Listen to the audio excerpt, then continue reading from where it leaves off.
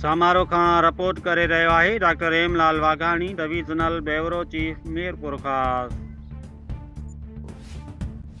आज तहलके सामारे जे Cheema farm staff लॻ ॻोठ rice ठारू खान कपरी में बल्क गिलाणी बिरादरी ऐं कपरी बिरादरी में खून सबबि पैदा थियल तकरार जो निबेरो थियो।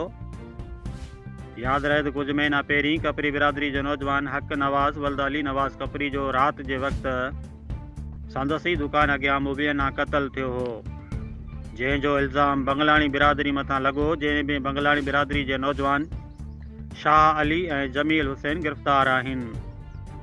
उन ई मामले जो अॼु राजोणी नमूने सां बंगलाणी बिरादरी पंहिंजे नौजवाननि जी साख ॾेई पंहिंजे मथां लॻल इल्ज़ामनि जी सफ़ाई ॾिनी। फ़ैसिले जे सरपंची मोअज़िज़ जनाब रईस शाह मोहम्मद कपरी, मोअज़िज़ मोहतरम जनाब रईस हाजी खान बंगलाणी कई।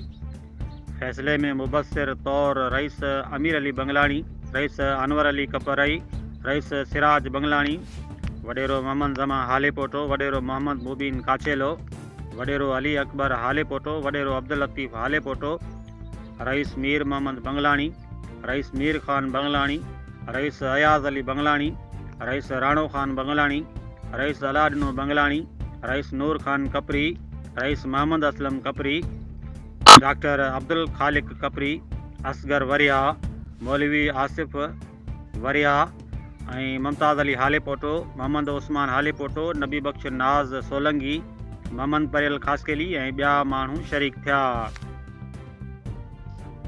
ॿई धुरियूं खीर खंड थियूं। अॻिते कंहिं क़िस्म जी अगराई करण जी मना कई वई।